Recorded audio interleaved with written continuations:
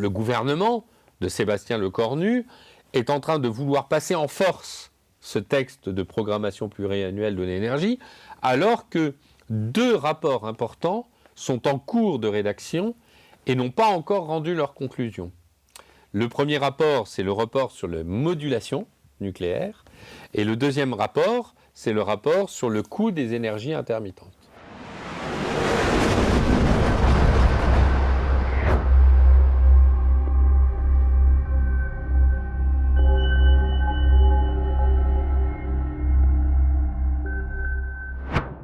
Bonjour à tous et bienvenue dans un nouveau grand entretien.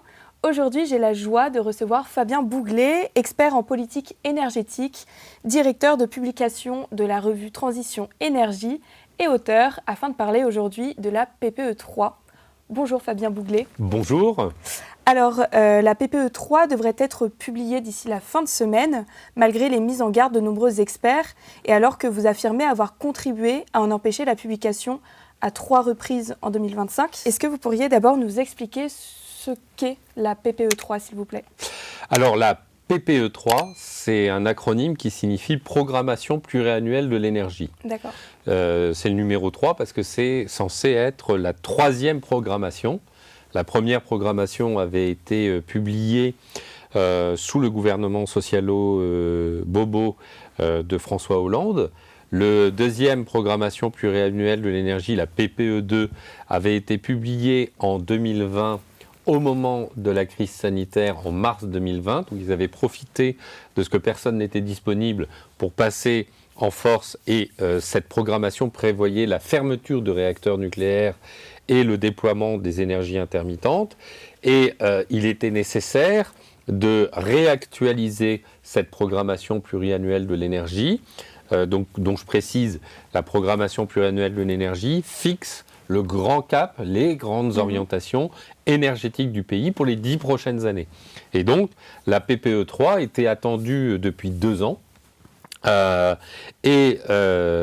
avons œuvré pour empêcher la promulgation de ce texte qui, à ce jour, du moins en fonction de la diffusion de la vidéo, n'est toujours pas promulgué.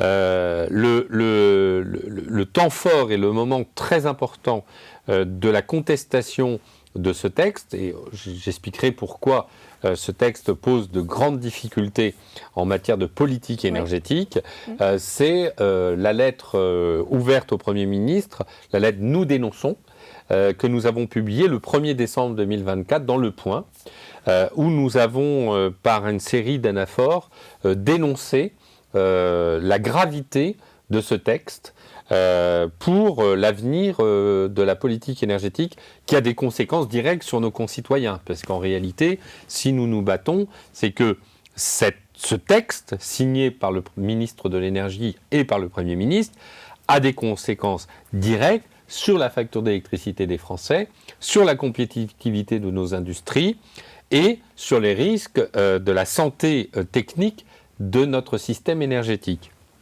Et donc, avec 10 anciens dirigeants de la filière énergétique, je pense à Henri Proglio, qui est l'ancien patron d'EDF, André Merlin, qui est donc l'ancien patron de réseau de transport d'électricité, les lignes à haute tension, et puis Bernard Accoyer, Louis Gallois, Michel Rousseau, Xavier Moreno, le patron du Centre de recherche pour le mix énergétique, et bien d'autres. Eh bien, nous, Hervé Macheneau, ancien directeur exécutif d'EDF, nous avons fait ce texte pour alerter à la fois le Premier ministre et l'opinion publique de la gravité de la promulgation de ce texte. Et depuis donc décembre 2024, il y a eu une relance et une alerte par 80 sénateurs qui a été publiée également dans Le Point à l'initiative de la sénatrice Christina Pluchet. Il y a eu une conférence de presse en avril 2025 organisée avec moi et avec le sénateur Vincent Louault, sénateur Horizon Vincent Louault, au Sénat. On a fait une conférence de presse avec 20 experts et près de 80 parlementaires. Et nous avons réussi à empêcher la promulgation lors du gouvernement Bayrou de ce texte en avril, en août, en septembre et encore dernièrement en décembre 2025. Et là, eh bien, on est à l'heure de vérité. Sébastien Lecornu, qui n'avait pas promulgué le texte en décembre 2025 tel qu'il avait annoncé, a dit qu'il voulait publier la programmation pluriannuelle de l'énergie, qui pourrait être promulguée le jeudi 12 février. Et concrètement, qu'est-ce qu'on retrouverait à l'intérieur de cette PPE ? Alors, en fait, si vous voulez, l'aspect positif de cette programmation pluriannuelle, c'est qu'elle assure enfin la relance du nucléaire français avec la construction envisagée de 6 réacteurs nucléaires et 8 en complément, donc environ 14 réacteurs nucléaires. Ça, on l'attend de nos voeux. Et nous, on dit que cette programmation pluriannuelle de l'énergie peut tout à fait être promulguée uniquement avec les réacteurs nucléaires. Il n'y a pas besoin de rajouter. Le problème, c'est qu'il y a un jeu de tu me tiens, je te tiens par la barbichette, où la filière éolienne et des panneaux solaires profite de ce que la filière nucléaire a besoin de relancer la construction de réacteurs nucléaires pour dire bah oui mais nous aussi on veut des éoliennes et des panneaux solaires. Donc ce qui ne va pas dans la PPE 3, c'est l'augmentation notable du nombre d'éoliennes en mer tel que c'est prévu, des panneaux solaires et un arrêt plus ou moins fort du développement des éoliennes terrestres. Et donc, c'est cette partie de la PPE 3 qui pose une énorme difficulté parce que, d'abord, les éoliennes et les panneaux solaires sont des énergies subventionnées, d'une part, donc elles coûtent à nos concitoyens sur leur facture d'électricité, d'une part, et d'autre part, ce sont des énergies intermittentes, c'est-à-dire qu'elles produisent quand on n'a pas besoin d'électricité, ou elles ne produisent pas quand on a besoin d'électricité. Par ailleurs, ces énergies intermittentes pèsent sur le parc nucléaire français. Et c'est là-dessus, d'ailleurs, que le gouvernement de Sébastien Lecornu est en train de vouloir passer en force ce texte de programmation pluriannuelle de l'énergie, alors que 2 rapports importants sont en cours de rédaction et n'ont pas encore rendu leurs conclusions. Le premier rapport, c'est le rapport sur la modulation nucléaire. Et le deuxième rapport, c'est le rapport sur le coût des énergies intermittentes. Et qu'est-ce qui expliquerait justement ce passage en force ? Est-ce que c'est selon vous un problème de méthode démocratique, d'influence ou vraiment un simple désaccord technique sur les équilibres du système électrique ? En fait, c'est un peu les deux. D'accord. C'est-à-dire que vous avez d'un côté un débat purement politicien où le gouvernement a passé le cap de la loi de finances avec une absence de censure et donc se sent pousser des ailes pour pouvoir adopter son projet politique qui a été fixé par le président de la République lors des annonces de Belfort en mars 2022, c'est-à-dire le en même temps énergétique nucléaire couplé aux éoliennes et aux panneaux solaires. Et en même temps, pour réutiliser la formule présidentielle, en même temps, vous avez le lobby des éoliennes et des panneaux solaires qui veut continuer à ponctionner la manne financière gigantesque que constitue la facture d'électricité des Français. Et donc, elle fait un lobbying d'enfer pour pouvoir continuer à toucher sa dîme sur le dos des Français. Et donc, évidemment, il y a un tel enjeu financier. Les ressources et les fonds financiers qui sont derrière cette programmation pluriannuelle de l'énergie sont tellement importants qu'évidemment, les pressions de différentes natures peuvent être envisagées à l'égard d'un gouvernement ou à l'égard de ministres. Fabien Bouglet, dans une tribune publiée dans le Figaro ce 10 février 2026, des membres de l'Académie des sciences, l'ancien président de RTE, appellent à suspendre la PPE tant que les rapports techniques ne sont pas analysés par le Parlement, justement. Votre position est-elle fondée justement sur les mêmes éléments ? Oui, parce que, en fait, dans ces signataires, vous avez 3 signataires. Vous avez M. Fontcave, qui est un membre de l'Académie des sciences et responsable de la commission énergie de l'Académie des sciences, un scientifique. Vous avez Henri Vallard, qui est polytechnicien, qui a été le patron de l'ANDRA, qui est la structure de gestion des déchets nucléaires. Et vous avez André Merlin, qui est également polytechnicien, et qui a été un des dirigeants d'EDF et un dirigeant de Réseau de transport d'électricité, qui est la filiale qui s'occupe des lignes à haute tension, en quelque sorte les autoroutes de l'électricité. Ces deux éminents spécialistes, leur parole est riche, leur parole est forte. C'est une parole de personnes informées. Or, lorsqu'on a publié notre tribune, nous dénonçons en décembre 2024, on s'est rendu compte que finalement la parole des sachants, la parole des anciens du système énergétique français était presque dévalorisée au nom de l'idéologie et du projet politique. Et donc, ces trois scientifiques et techniciens, ces sachants, eh bien, ont voulu rappeler au Premier ministre l'importance qu'il y avait à écouter la voix des experts. Parce que l'énergie, ce n'est pas de l'idéologie. L'idéologie, ça se modèle, c'est comme de la pâte à modeler. Tandis que la science et les électrons, c'est une réalité physique. Ça ne trompe pas. Donc, il y a des éléments factuels. Et donc, le problème, c'est que dans ce débat sur la programmation pluriannuelle de l'énergie, on a d'un côté le lobbying et l'idéologie qui l'emportent sur la science et les éléments de fait. Et là, on est vraiment au cœur d'un débat extrêmement fort. Évidemment, le politique, la science ne doit pas nécessairement diriger le politique. Mais si on dit qu'une vache est verte et que le politique dit non, la vache est rouge, il y a un moment, la science dit la vache est rouge et le politique dit ben non, je vais décréter que la vache est verte. On est dans ce hiatus-là et la raison pour laquelle deux des signataires de cette lettre que je connais très bien et avec qui je m'entretiens très régulièrement, c'est que il faut revenir sur la question de ces deux rapports qui sont en suspens. C'est que vous avez deux rapports. D'abord, un rapport sur le coût des énergies intermittentes qui a été commandé à Jean-Bernard Lévy, l'ancien patron d'EDF, et M. Thuot, l'ancien patron de la Commission de régulation de l'énergie. Quel est le coût de l'énergie intermittente ? Et puis vous avez un autre rapport qui a été commandé à EDF et qui évoque le coût technique des modulations des réacteurs nucléaires en raison du déploiement des énergies intermittentes. Je vais vous expliquer en deux mots ce que c'est. Une centrale nucléaire, quand ça produit de l'électricité, ça produit de manière constante. Les énergies intermittentes, c'est comme ça. Il y a du vent, ça produit, il n'y a pas de vent, ça ne produit pas. Ça, c'est un enfant de 5 ans le comprend. Le souci, c'est que les énergies intermittentes ont une priorité de réseau électrique avant l'énergie nucléaire.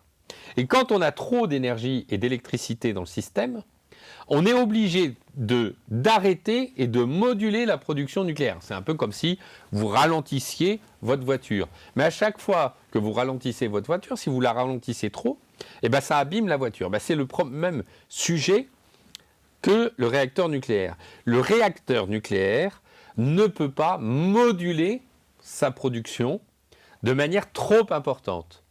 Si ça module trop, ça abîme les réacteurs nucléaires. Ça les abîme.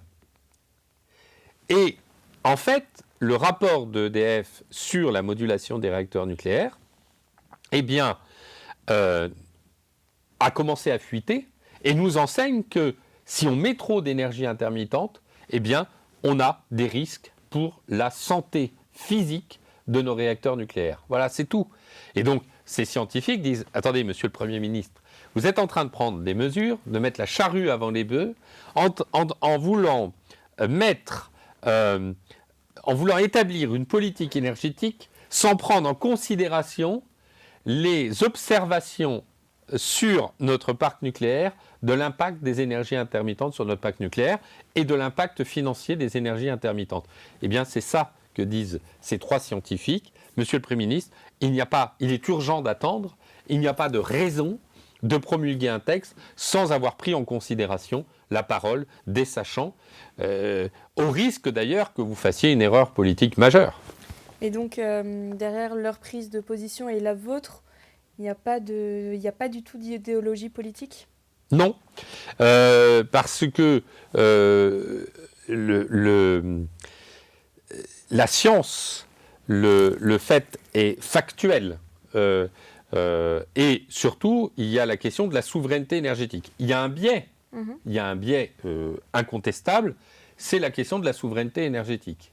C'est-à-dire que dans un système politique et de politique énergétique, on est obligé de prendre des enjeux. Parce que vous avez la question technique et vous avez des questions purement politiciennes. On va dire que Macron, lui, il promeut la décroissance, les enjeux climatiques et la décarbonation. Nous, comme biais et comme enjeu politique, on considère que la priorité doit être donnée à la souveraineté, à la sécurité d'approvisionnement, à l'indépendance énergétique et au caractère massif de la production d'électricité. Pour répondre à ces 4 enjeux, et enfin, un système qui ne soit pas impactant écologiquement. Alors, si vous prenez le système voulu par donc Emmanuel Macron et son Premier ministre, eux, c'est la décroissance et la décarbonation. Nous, c'est la souveraineté et la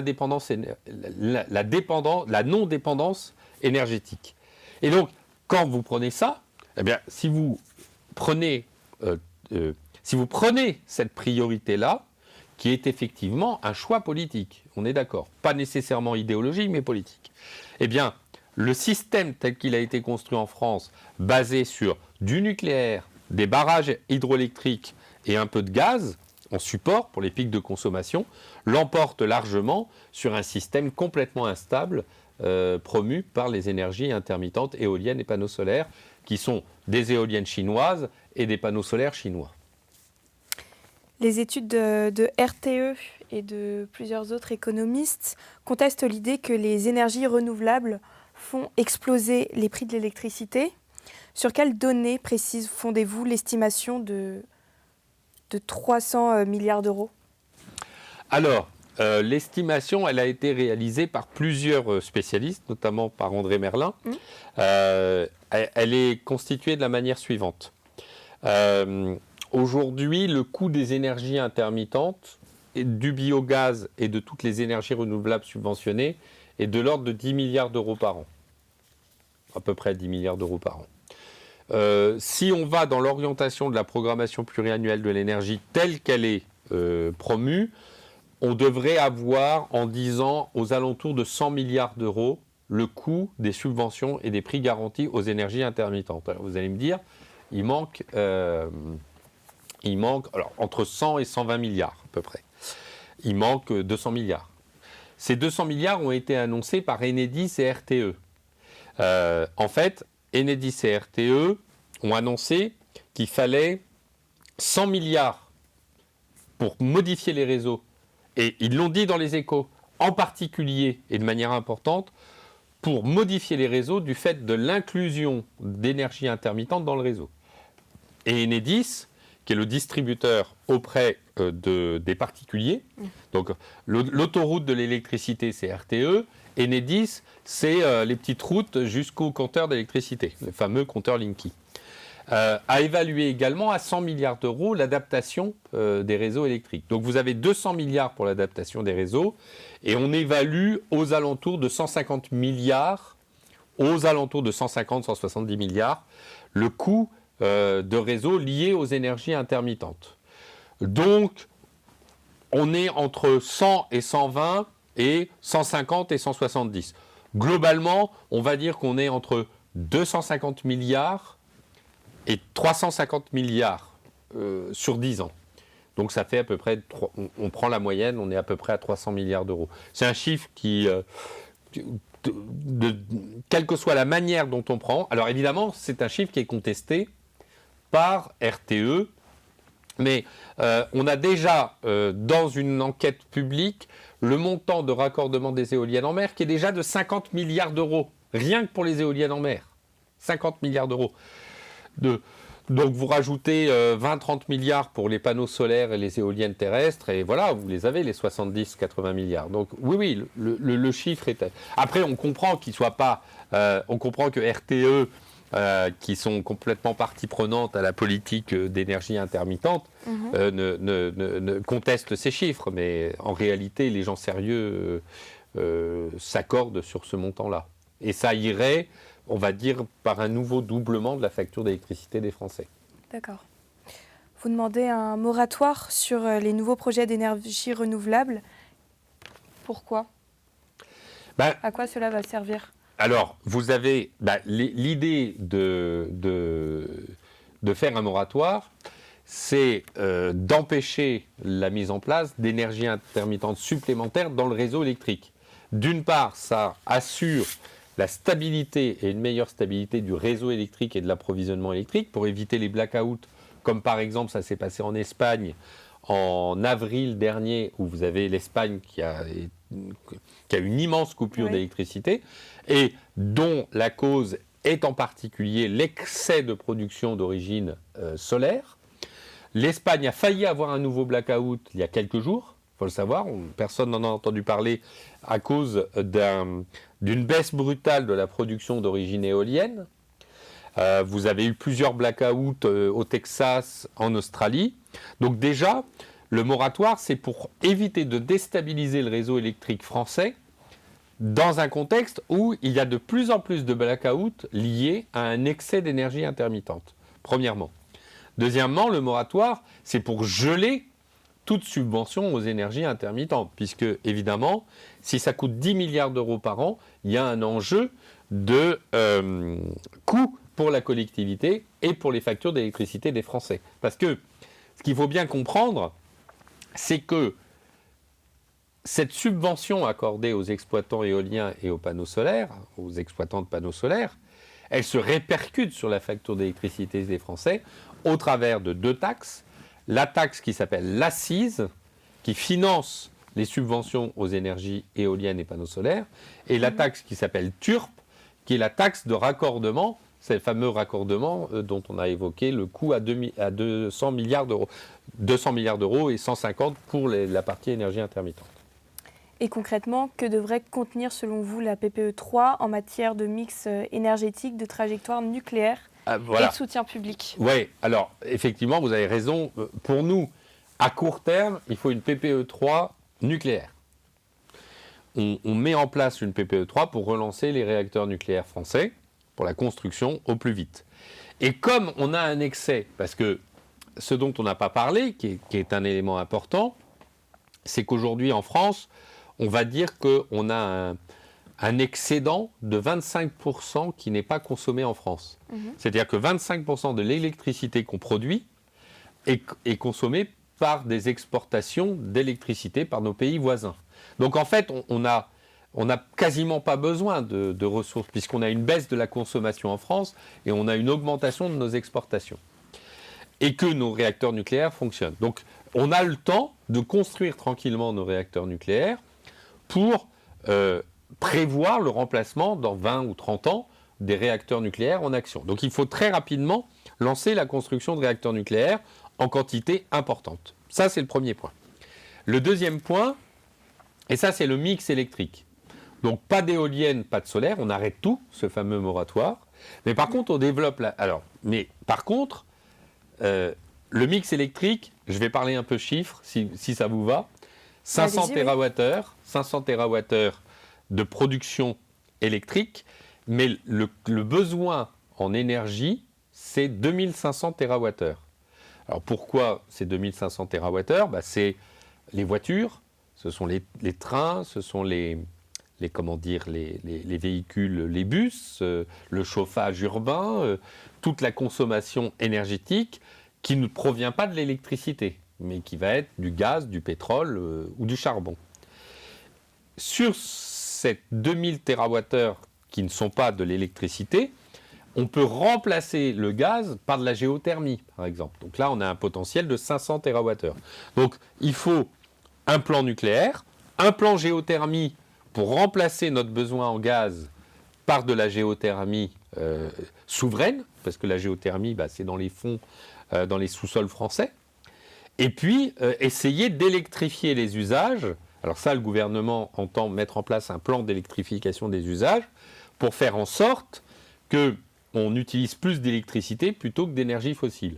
Voilà globalement. Et puis on arrête l'éolien, les panneaux solaires et tout ce qui est intermittent et tout ce qui est subventionné.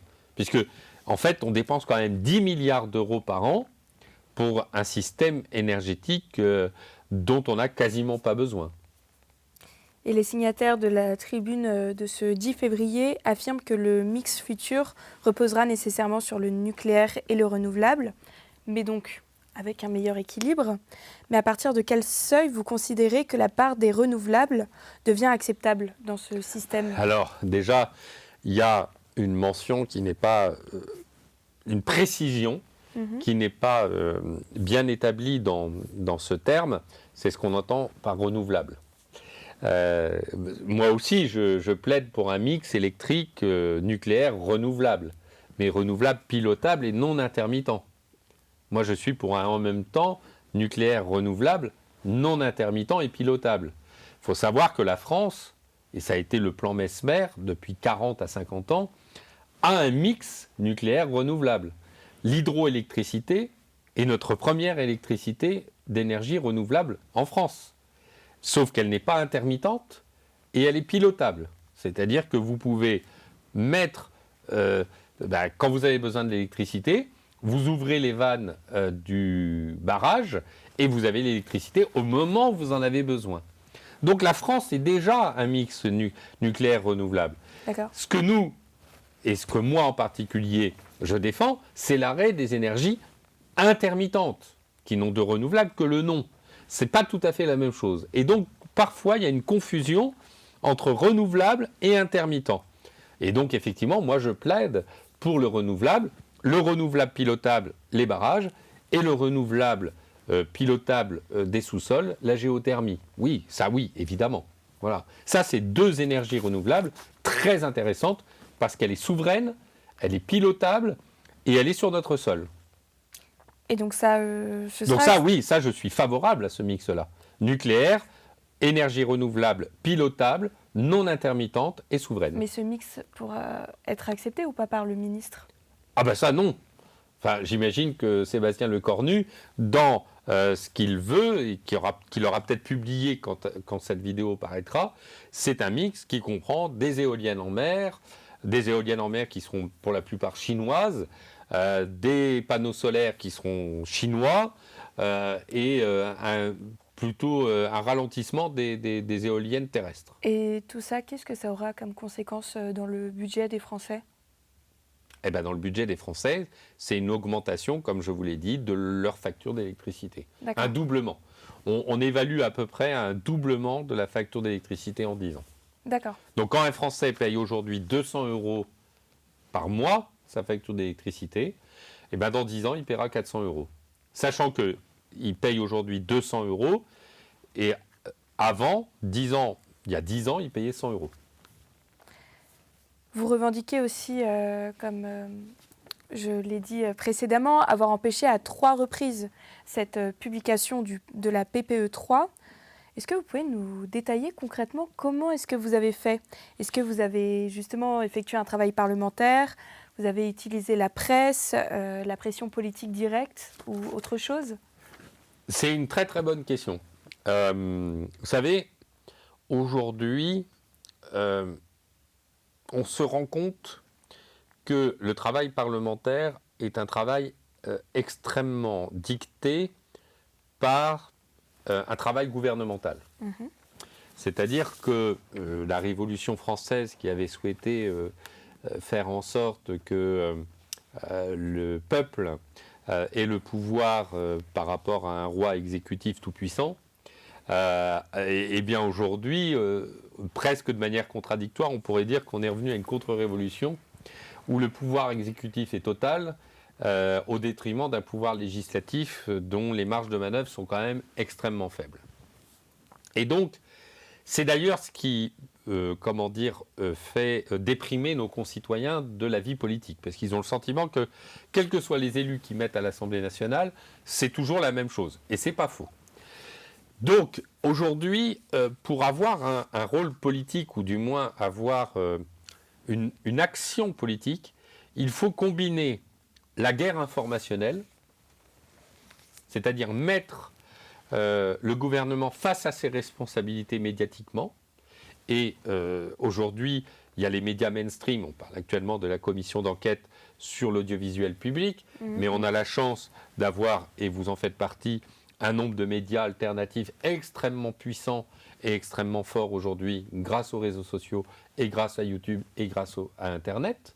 Et donc, il faut à la fois combiner une guerre de l'information alternative, la publication de tribunes et d'actions dans des magazines mainstream, une action de lobbying auprès des parlementaires que nous aidons, quel que soit leur parti politique d'ailleurs.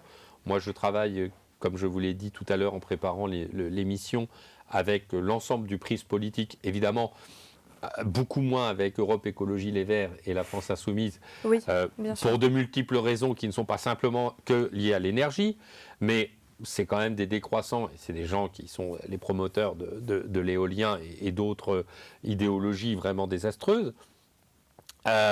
Et donc, dans cet arc républicain avec lequel je travaille, eh ben, on essaye déjà de comprendre. Parce qu'il faut comprendre une chose importante, l'énergie, ce n'est pas simplement la question de l'énergie, c'est aussi une question pédagogique. C'est-à-dire que c'est compliqué. Et d'ailleurs, ce matin, enfin l'autre jour, sur CNews, Pascal Praud disait à André Merlin, un des signataires de la tribune, c'est quelque chose de compliqué. Et nous, journalistes, on a parfois du mal à intégrer toutes les notions. Et donc, c'est justement le fait que ce soit compliqué qui nourrit la capacité de propagande des exploitants éoliens qui, dans des espèces de raccourcis un peu marketing, réussissent à convaincre des élus alors qu'ils ne comprennent pas bien toutes les données. Donc il faut du temps. Donc il y a un travail pédagogique auprès des élus.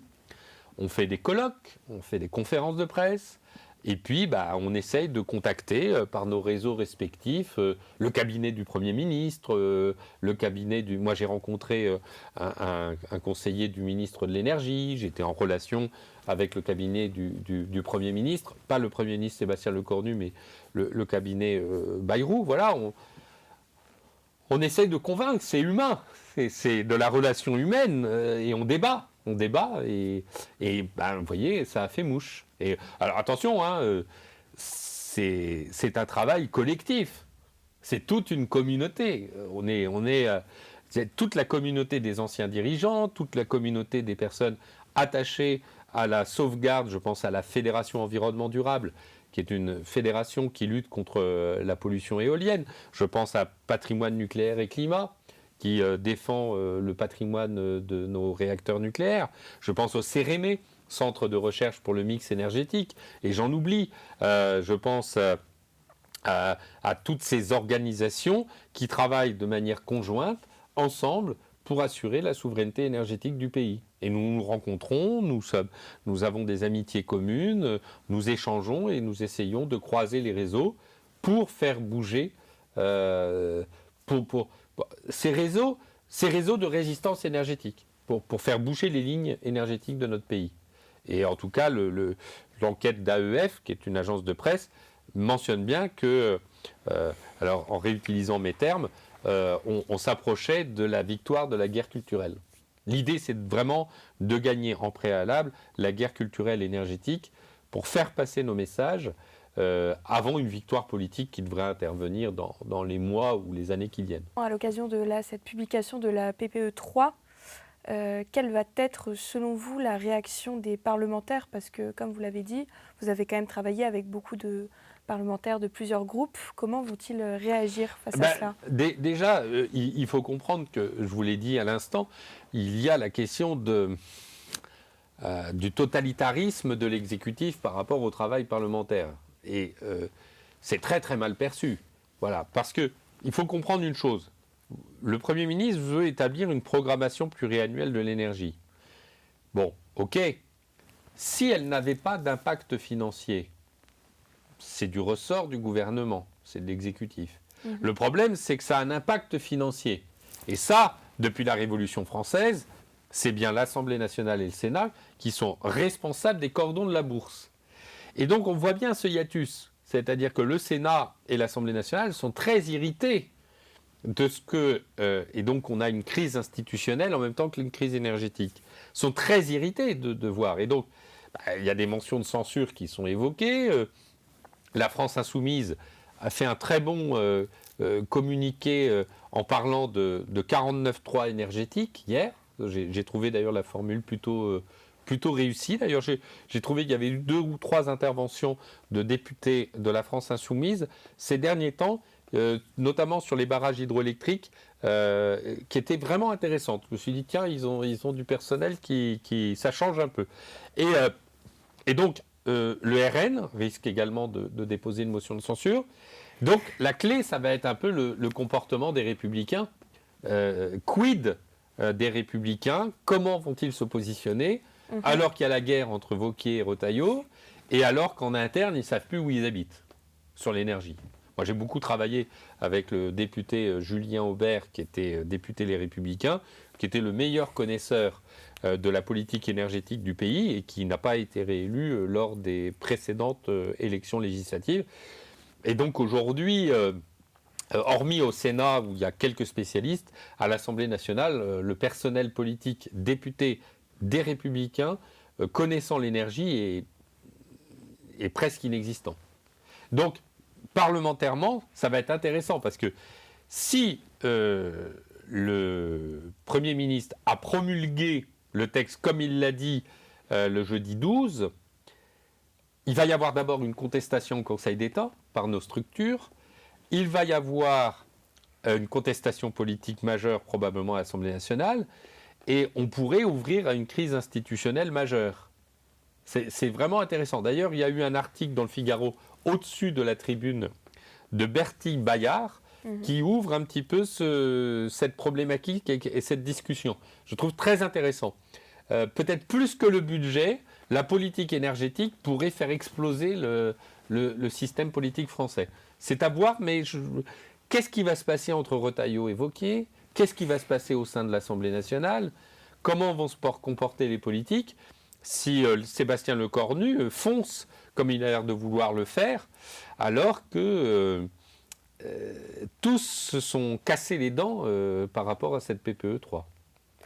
Fabien Bouglet, merci beaucoup pour cet entretien. Très bien, je vous remercie.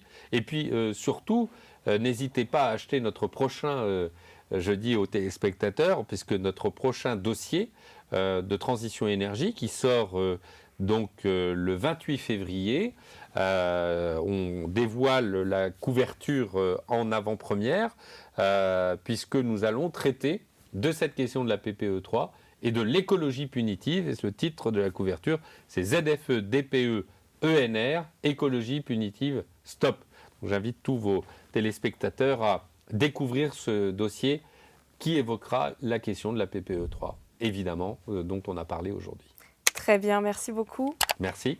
Et merci à tous d'avoir regardé cet entretien. N'oubliez pas de vous abonner à notre chaîne YouTube. Et je vous dis à très bientôt.